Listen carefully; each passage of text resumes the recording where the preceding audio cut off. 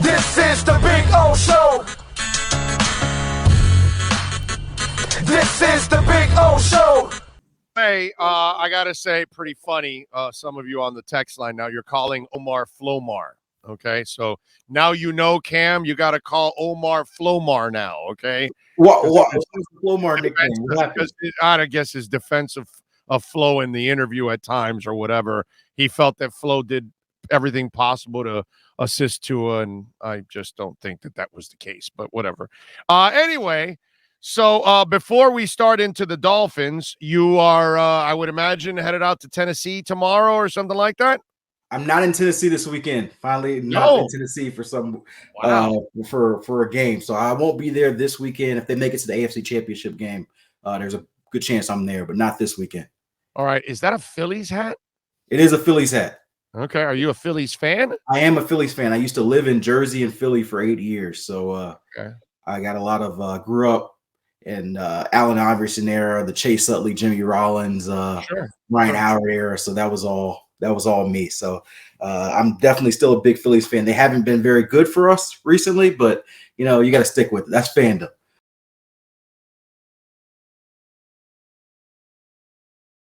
Yeah, and they spent a lot of money too trying to get over the hump. I have a soft spot for the Phillies, the Flyers, and the Sixers because I'm born and raised here in South Florida, and I only had the Dolphins, and then the Strikers came after in the late 70s. And so then, they started adding basketball and baseball and hockey after. So I became my Panthers and Heat and Marlins fan, and I dropped those teams, actually. But that's because I was a Dr. J guy, a Mike Schmidt guy, the Broadway Bullies, all that kind of stuff. That was my era. Yeah. And my dad was a trucker. So we used to go up to Philadelphia and in Dover, those two cities. They used to have a lot of auctions for trucks.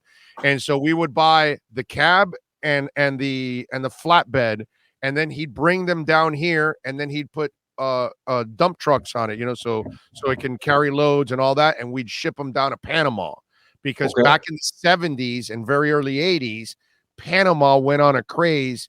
I don't know if you've ever been to Panama City in Panama, but there's a bank in every corner of downtown Panama because they were washing money for drug dealers all over the world in those days.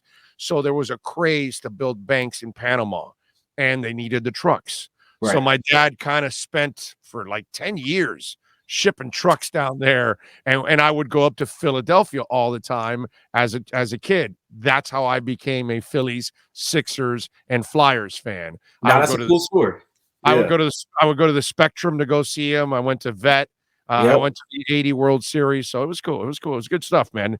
It was fun. But obviously, I no longer root for those teams, but I do have a soft spot in my heart. I got a 6-foot poster of Dr. J to my left here in the studio. Him dying, So dude. Yeah, man, I still got a lot of it in me, man. My wife gets on me because I watch probably every Phillies game during the season. I got them on my phone. She doesn't let me watch it on the TV because she doesn't do baseball for 3 hours. But I'll sit there watching my phone as they blow another game, and I don't know why I continue to do it to myself. Their bullpen is always bad, but it's in me, And same for the Sixers, man. I'm frustrated by the Ben Simmons situation because Joel Embiid is having another great year, looking like an MVP. And we're just he's not wired right. He's just not wired right, bro. Yeah, he's soft. Yep. He's soft. So, hey, listen. And as you know, spending time in that city, you can't be soft. You can't be a soft dude. You can't be soft. Period in pro sports, dude. You're soft in pro sports. You're done. Doesn't even matter what city you're in. You're gonna get sliced up. So yeah, it's just one of those things that it's kind of screwed up with what's going on there. With that Simmons situation. All right, let's go over quickly on the playoff games. Yep. I like the Titans in this game because I don't believe in the Bengals defense. I just don't think they have enough. And if Henry's playing, I just think he's going to have a monster game overall. I like the Titans in this game. You like the Titans in this game? Yeah, I do. And I actually talked about this a lot on NFL Network this week. One thing that's probably underrated is we talk about Joe Burrow and Jamar Chase. Well, the Titans' defensive front is actually really, really good, and they get home without blitzing. So I think they'll be able to slow down that train and get just enough on offense And Derrick Henry, like you said, is back. He's going to start. The other element is that because Derrick Henry's there, they're going to load up the box, which means that your guy, Ryan Tannehill, should have a lot of one-on-one coverage. Oh, yeah. Those slants are going to be open Exactly. forever. The play action game is going to be easy because you got 8 men coming for Henry, and it's just piss and catch behind you. So I think it's going to be a nice day for Tannehill because they're going to load up on Derrick Henry. Yeah, no, I believe that. And I still think Derrick is going to run all over them because they're not good. By the way, the great Isaiah Prince is one of the guys protecting Joe Burrow. So, good luck. Yeah, exactly. I like Packers over the Niners on this one only because their defense, and I just don't trust Jimmy G. I've always been a Jimmy G guy, but I've come to the realization that while Jimmy's a good quarterback and you can win with him, but that brain fart seems to happen at one point or another. And this is the kind of moment I give the Packers defense the edge here. And with Aaron Rodgers, I'm going Packers here on this one. I'm even laying the 6. Okay. We're twinsies on the Packers. I don't know if I'd lay the 6. One thing to watch. This is a sneaky. By the way, you laying the 3.5 with the Titans? I'd lay the 3.5 with the Titans. I don't know if I'd lay the 6. It's a sneaky upset possibility, and the only reason I'm a little scared here, I told you this before, I think the Packers are going to make the Super Bowl. But when I watched the 49ers against the Cowboys, they played bully ball. They were out physical them, and that's the one question about the Packers. Are they physical enough? They've got Aaron Rodgers. They've got Devontae Adams. They're getting a lot of playmakers back. But if you're getting a team where you got Deebo Samuel running across the middle on all these slants, can you tackle in the open field? They could win an ugly game. I wouldn't be shocked if they went in there and win an ugly game. But if the Packers offense rolls like it should roll, then they're not going to be able to score enough points to keep up with A-Rod and whatnot. So that's one thing to watch, but definitely give me the Packers. I just don't know about the 6 points. And I'm with you. I think Packers are going to make the Super Bowl. At first, I thought Bucks, but with all the injuries, and now he's hurting on the O-line, so that leads me to the next game. I'm going Rams. I'm taking the 2.5. Yeah. I think the Rams are going to win with that defense. The fact that he now only has – I know Mike Evans is awesome, but I think these are the moments now where you're going to miss Godwin and Brown as real difference makers overall. Plus, he's got his tackle banged up, who's been in a boot all week.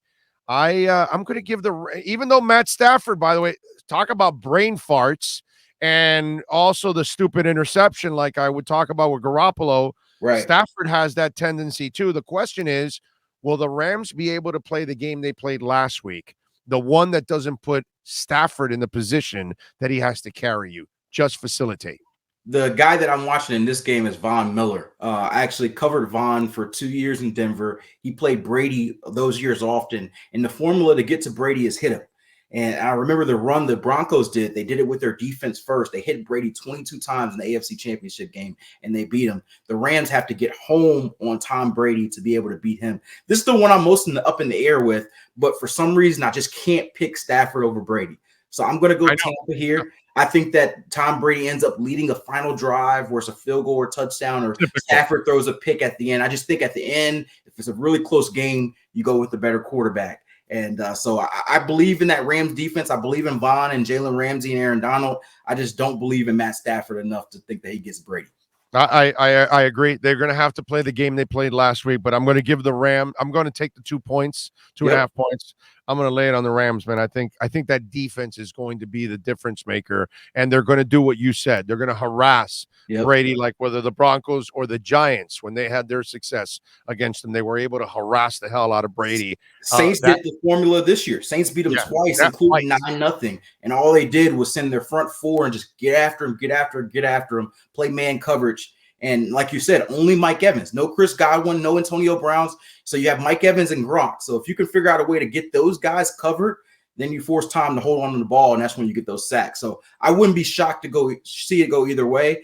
But, forced to pick, I think I'm going to go with Tom Brady at the end over Matt Stafford. Yeah, it's hard to pick against Brady. Bills at Chiefs. I'm going Bills. The Chiefs, I know, have played better football, but I still think the Bills are the better team right now. They're the better defense overall. Josh Allen is playing a little better than what he was in the middle part of the season, where there were some erratic moments. I'm going to lean Bills on this one. The line is Chiefs 2.5. I'm taking the dog again. I'm taking the points here. I'm going Bills. How about you? Yeah. This is my one dog pick of the week. I definitely am taking the Bills as well. This is another one where you got Patrick Mahomes, Josh Allen. Patrick Mahomes is the better quarterback, quote unquote. But I have seen too much up and down from the Chiefs offense. And I think the Bills, Sean McDermott knows Andy Reid well, can dig up a formula to be able to get Patrick Mahomes in one of those bad games that he's had so often this year. And Josh Allen in a cold weather game running the ball, can the Chiefs do enough defensively? They've been better over the second half of the year, but that's a defense that still has a lot of holes. I actually see the Bills being able to win this game maybe comfortably. I definitely am cool with the 2.5. I could see them winning by a touchdown or more. I just think the Bills have a statement to make, and I think they're going to make it to the, Sunday. All right, so today we officially we got Omar completely off the Tua bandwagon because he likes to play both sides of it and all that. But his exes and Omar with Dave Hyde this week, we had to corner him and say, no, you got to get off you got to crap or get off the pot.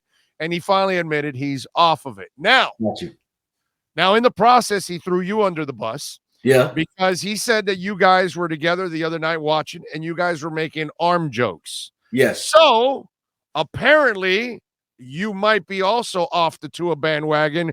You don't think that Tua can be a winner for the Miami Dolphins. Yay or nay? I am not off the Tua bandwagon. I still believe that they can win with Tua. We were making arm jokes, mostly because we were drinking and it was funny. And I do have questions about Tua's arm. Let's not get it wrong. He doesn't have a big arm. I do believe that you can win with Tua, but let's be real. His arm is not the high caliber arm that you may want from an elite quarterback. Is never going to be super pretty. It does look like he's stressing sometimes when he throws those 50 yards bombs. Let's just be real with it. And I do want to see more velocity. But unlike Omar, I do believe that you can win with different styles of quarterbacks. So I don't need my quarterback to be a 60, 70-yard bomb down the field, a fancy football star. That's not what I need. I need my quarterback, and if it's accuracy, we talked about this several times. What's your superpower as a quarterback? So Tua's superpower at his best has been his accuracy and his ability in the pocket to have presence and really be able to excel in that. So and anticipation skills. And anticipation, right? So I've seen him near 70% with the accuracy this year. He held up with a terrible offensive line, a lot better than he probably should have. Now he needs to be consistent with those areas, and I need to see him more in fourth quarters and big moments. So I'm not like a rose-colored eye Tua guy. I'm not like, hey, Tua can do no wrong. Yeah, he can do plenty wrong. He's done plenty wrong this year, but I have not seen enough from Tua to say, hey, I'm done with him. I want to see a year 3 from him, and I still believe that you can win big with Tua as your quarterback. So, I think that makes me still okay. I'm not at the front. I'm not driving the Tua train like you are, Big O. But I'm driving it, baby. I gotta see. I'm driving that damn train, and I'm hoping that somehow or another he look, for me is the bottom line. They have to help him. They have to give him some, like I said, like I tweeted out the other day. Give him what Matt Stafford has. Give him what Taysom Hill and Jameis Winston has. Give him what Ryan Tannehill has. Give him what Kirk Cousins has. That's all I'm asking. Right. Give him one of those kind of teams, and let's find out. Yeah, I think he'll win with those kind of teams. I think he wins. All right, more than even the guys that are there with those kind of teams. I think he wins. Right. All right. And we talked about this, Big O, the last time. What was this, Tuesday? And so, I have more questions about Tua than maybe you have. So, I think this is a very important year for him. Oh yeah. But I also think that I need to see more evidence that he can't be that guy. I think, in my opinion, we give up on quarterbacks way too soon in this league. I think we do a little bit too much. Are they pretty enough? It's kind of like, if you're finding a girl on the street, you try to find the prettiest girl, right? But then you find a girl, she may not be the flashiest, the prettiest. You might find that she might be a 7 or 8, but she fits perfectly with you, right? And you that works better than this shallow 10. So that might be Tua. He may never be the prettiest girl. You might always have another quarterback who is going to be flashier, bigger arm, throws for more yards, has more fantasy points. But can you win with them? Can you count on him? So Tua still has to prove that he can be that guy that you can win with consistently, that you can count on in the fourth quarter. But I've seen enough evidence in those moments, not the arm moments, not the big throws, all those things. I haven't seen enough in there. I don't know if we'll ever get there, but I've seen enough flashes that I think that he can take command of the right offense with the right scheme and win. So that's really where I am with it. All right. Reports come out now that Jim Caldwell has he interviewed in Chicago and Jacksonville, but now told the Vikings and the Raiders that he's not interested in an interview. So the question is, what are you hearing about Caldwell? Has he been mentioned for the Dolphins at all? Maybe they already interviewed him, but the report now says that they think he might be already trying to gather a staff together. So Yeah, he are hasn't you hearing anything? Yeah, I haven't. There hasn't been no word that Jim Caldwell was interviewing for the Dolphins job, and there's no indication that he will. So I'm sorry, Big O, that it's not looking like Jim Caldwell is going to be the next Dolphins head coach. No, But I hear it's Dable. I hear they want Dable. Not I so, want Caldwell, but I hear they want Dable actually. so we'll get on that for a sec, the Dable thing. But Jim Caldwell, the team that I've heard the most from him is Chicago. Bill Polian, who's really close with Jim Caldwell, he hired him in Indianapolis, is a big part of that search in Chicago. And I've talked to Bill Polian several times over the year, and he raves about Jim Caldwell. So if he's going to end up being the guy who has a significant say, then my belief at this point is that it'll be Jim Caldwell who's that coach. You got a guy like Justin Fields, so we always talk about Jim Caldwell, what he did with Peyton Manning, Matt Stafford, some of these other guys. Flacco, the guys he's got the most. Justin Fields, a guy who needs a guy to really groom him and get the most out of him. And that's really a great spot for him. So I'd actually that also tells me if he's taken that job, it also tells me he's going to control his general manager. There is no general manager there yet. Exactly. So that gives him a little bit more say there. And as you know, Jim Caldwell's not a big power guy. He doesn't need to have control over everything, but he wants somebody he can gel with and have the right chemistry with. So they might have two hires who are not big, flashy names. And we talk about that. I hate that we get so consumed in these big names for coaching searches, but they may have a low-key head coach and Jim Caldwell and a low-key GM. But, you're in a big market, Chicago. You got a big quarterback. Let's be low-key for once. So I think that would be my belief on where they go. And that takes one job off the board. That might actually be done. That might be the first job done. I wouldn't be shocked if that would be the case. I think I brought this up yesterday or the day before. I'm not exactly sure. But and now with this Caldwell thing, I'm just going to try to piece a chain together here. And I think it's kind of been told to us, all right, in a way. One of the things I said that what Chris Greer needs to do now, and I don't need to tell him this, you don't need to tell him this, nobody needs to tell him this. He knows this by himself. He's got to hire the right coach or he's gone. There's no doubt about that. He knows that, right? But he's been the guy that always has appeased. And so one of the things I say to Chris and to Marvin and to Reggie, that if you guys are going to run this franchise, you go pick the players. Have a coach that can make a suggestion, but don't give them power like you did with Gase and like you did with Flo, because that will burn you. Because then you really don't know who's doing what and why and this and that. And then we're sitting there going, well, who picked this? Who picked that? Who picked that? And we know that the coach had a lot of influence on everything going on. So get a coach that can make a suggestion, but not has the power to say, no. He cannot go on my team. You got to trade this guy. Go cut this guy right now. Can't do that. Philbin did that every other day to the front office. He'd walk in there. I can't coach this guy. You can't do that. So, one, you've got to take the power. Two, he actually has told everybody, the organization has said, we're moving forward with Tua. Yeah. So that's actually step one in saying, we're now taking over. Okay. We're going to hire a coach and we'll work with him, but we're not going to bend over backwards for the coach. The coach will coach the players we give him.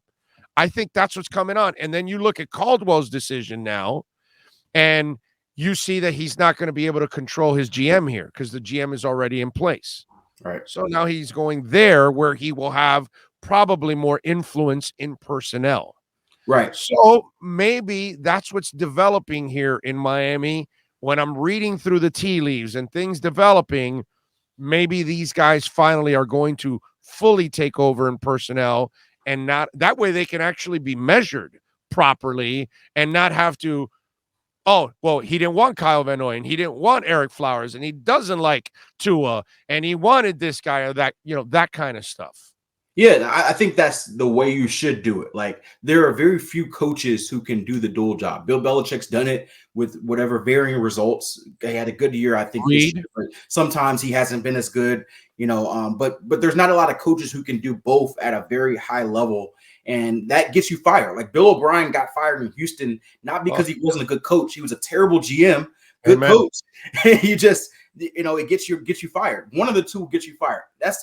Why would you sign up for two jobs when only one of them can get you fired on a given chance? Focus on what you're best at. So I think you're right. I have more questions than you do about Chris Grier. Can he build a Super Bowl roster? I know you're a Chris Grier believer. I need to see more evidence. I think he had a really good and Allen and McKenzie. Right. And both of those are really good evaluators. I'm with you on that. But the 2021 draft is the first draft that I've seen for them since I've been covering this team where I'm like, they did a great job that draft. Every other draft, it's been or 2020 where we're like, what are we doing? So I need to see. Hold on a second. If this coming year you get your O coordinator and your O-line coach and Tua plays well, the 2020 draft becomes successful because you get Tua, you got Raekwon Davis, and you got Brandon Jones. Whatever happens with Jackson and Iggy are icing on the cake already at that point. So yes. You have, wait a minute. I think I'm missing. There's another player on that draft besides Raekwon and Robert Hunt. So you're already hitting on three guys possibly in that draft. Right. If you hit on Tua and you do find your quarterback, so we don't really have to dwell so much on Jackson and Iggy because you've hit on a couple of others. If you hit on the quarterback, that 2020 draft completely changes. So yes, and that's why they always tell you don't judge a draft class before 3 years because you still have time. But my thing is that was the draft class to change this organization, right? Because it wasn't a normal draft class. It was a draft class where you had 3 first-round picks, 2 second-round picks, and a third-round pick that was very high. So in a normal year, if you get 2 or 3 studs in your first 3 rounds, you're like, hey, that's great. But when you have 6 picks in your top 80 selections, you're expecting most of those guys to be, franchise plugs or at least solid players. So, there's still a question, at least a question. You're further along the scale. I'm somewhat on the scale, and there's people who are completely off the scale, but on Tua, and that's going to be the main thing. Your other 2 first-round picks are also big question marks. So though Robert Hunt's been good, Robert Hunt's been decent, I would say. Right. With a good O-line coach, he'll become a solid player. Right. Raekwon Davis has been good. I'd like to see him as a little bit more of a pass rusher, but he's been stout inside. And Brandon Jones in his role, which I'm going to be interested to see how the new defensive coach uses him because he's not a true cover guy. He's a blitz guy, and he's a in the box guy, which is a little bit of a niche role. You still have to use him that same way. I love the way they used him because it was perfect for his skill set. But those guys have been good players for you, right? But everything's going to be defined on the quarterback and those 3 first-round picks. So I think that's still the jury out on that. But, I'm willing to, they're keeping Chris Grier. It is what it is. I want to see him going for 2022 draft, free agency as well, because, Flores was a big part of it. So we're not going to take him out of it. But Flores and Grier whiffed on 2021 free agency, and they whiffed on 2020 free agency. A lot of those guys they ended up trading away, giving away. We don't even want to talk about Will Fuller and the disaster it was. So you have to build this team by getting the right pieces, and that's a personnel deal. So I'm with you. I think that you should let the guys, Grier, Allen, McKenzie, do the thing, but that means that the pressure's on them. There's not going to be there's not going to be a fall guy anymore. You can't blame Flores for taking the wrong guy if he's not here. That's what you did with Flores. You put all the heat on yourself now. So it doesn't matter who the coach is. Now the focus is on you guys now because you're hiring the coach and you're taking care of personnel. So now it's all on you. All right, one more thing before I let you go. Give me the percentages on X getting traded from 1% to 100%. First of all, I say it's 100% that he gets traded. But so I need to understand a little bit. I know we're running out of time, but I need to understand a little bit why you're so eager to trade X. Why are you so eager to trade the best player on the team? One that knee's going to give out at one point or another. You can't have that many scopes and it not going to pay off. I know whatever treatment he had, and he thinks he's going to be all right, whatever, and he's going to want more money. 2, you cannot keep both corners and pay for everybody that you got to pay for to bring back on your current roster and add at least 2 offensive linemen in free agency or trade. You're going to have to acquire via trade or free agency, at least 2 offensive linemen, experienced ones, to improve that line. So you have so much money that you have to spend. And I know they have 70 million, but that ain't enough. When you start having to re-sign everybody and go get those linemen who are going to be expensive in free agency, your money's going to go away. So it's really hard to keep everything together. The other thing is he's approaching the 30-year-old mark. He's 28, going to be 29, I think, in the next season, I think. Yeah, he's 28 now. He'll be 29 in July. Exactly. So you're talking about a guy that is already getting up there in years. He's had several scopes. He always wants money. And if you look at it, I love the whole PFF thing that they threw out, that he was the number 1 corner from weeks 10 to 18. And yet, let me see, I wrote it because I found it hilarious. Weeks 10 through 18, they played the Ravens, Jets, Panthers, Giants, Jets, Saints, Titans, and Patriots. 0 elite passers during that. So Big O, though. My point is, long term, you should not keep him because you've got a lot of responsibilities. 2, the risk isn't worth it because that knee will give out. And then when it does give out, you'll never be able to trade him. Right. He actually had a good season. His stock is as high as it can be. Do it now. It's a tough decision. It's not an easy decision, but that front office has had a lot of success picking secondary guys. Go find yourself another guy and sign a veteran player to back him up. You play Iggy and you have the veteran and you hope to replace him and you move on and you're able to sign everybody because X is going to want more money on top of what you got to pay him. A lot of success drafting secondary guys like Noah Igbenogany, right? But there's Nick Needham, there's Byron Jones you added, there's X, there's they have had success. It's only Noah. And by the way, we can't say Noah can't play. He doesn't play. He's only played a couple games. Let's wait till he I can tell you if you think you're replacing X with Noah and that there won't be much of a drop-off, you will I never said that. I said play him to find out if he can actually play. Because I've seen guys that look like they can't play, and then all of a sudden they take the field, and the light finally goes on, and they get it going. I forgot to tell Omar because he was saying, he wrote this whole thing about that not all the players in the locker room believe in Tua. Well, I know of a very prominent Miami Dolphin, okay? While I was a beat guy, goes to me, we're talking about Paul Soliai in his first 2 years. And he looks at me, goes, that guy can't play. That guy will never be a player in this league. And we're talking about one hell of a player that told me that. Mm-hmm. Even players don't know if other players can play. Right. Yeah, and that's true. That's true. You know what? I always remember that Tyreek Hill say he thought that Patrick Mahomes sucked when he was a rookie. There you go. Now, he decided by the end of that year he was wrong. But that's the problem with some of us is that we make a determination on some of these guys when we haven't even seen them enough, when they haven't played enough. And especially a guy like Noah, that if he was a receiver, it's going to take him a little while because he's got to develop the instincts to be a natural corner in this league. Will it be overnight? Hell no, dude. But he's never going to develop if you don't play him. Right. Ever. So I'll end with this on the X Iggy situation. Just kind of my overall thoughts. I do think there's a chance they trade X this offseason. I think it's very real. I think that there's going to be a money question because X is going to want more money. The way his contract was set up, they didn't sign a good deal initially, and now he is trying to get his money back to get security, right? There's always going to be a question about his knees, right? Because he does have those knees injuries in past. But I will remind you that, and I think I've told you this before, the Dolphins bet against his knees when they drafted Noah in the first round. That was essentially a bet saying we don't believe in his knees. We don't think that he's going to hold up. We think we're going to have to end up cutting him or trading him within the next year. And that's why we're drafting Noah. 2 years after that, X puts up. And the domestic issue. Right. He had the domestic issue completely after. The 2 years following that. He signs a contract and then has a domestic issue. Right. Which no excuse for the domestic issue. He actually got that swept under the rug a lot more than he should have, honestly. But the year on the football field, the 2 years after that, he puts up 10 interceptions, probably the best cornerback in football. And then this year has a really solid year, a Pro Bowl caliber year in the 2 years following. So, yeah, you can still believe, hey, maybe his knees get out. But what I've seen the 2 years since the Dolphins bet against his knees, they've been wrong, and he's proven them wrong. So until I get the full evidence that, hey, those knees are out. I'm going to give him 2 or 3 more years to be himself. But that's the problem. They signed let me finish. If you talk about age, Byron Jones is the worst of the 2 corners.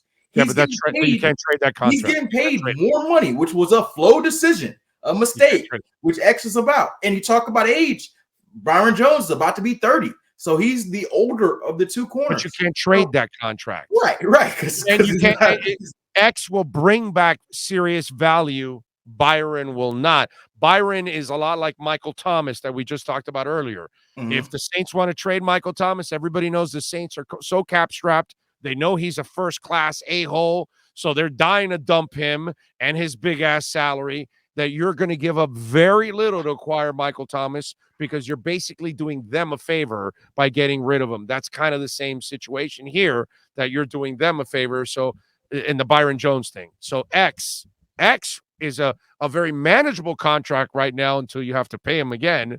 So might as well. But here's the thing that I was going to follow up on what you were saying. Every reporter, including you, will then rip him if you do sign him to a long-term contract, and then a year later, that knee gives out.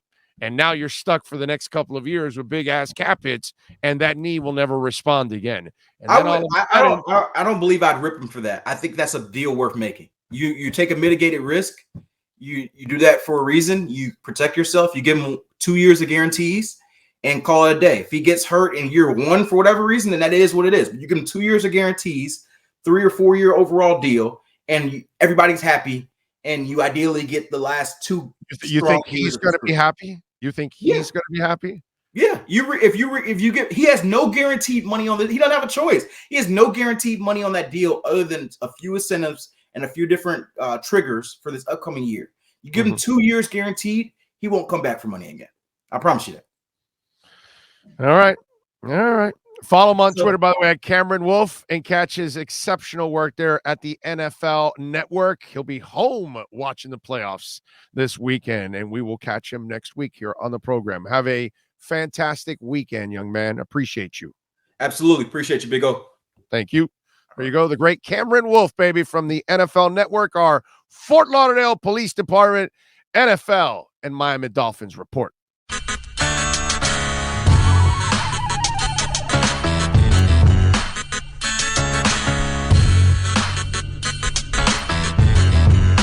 This is the Big O Show. This is the Big O Show.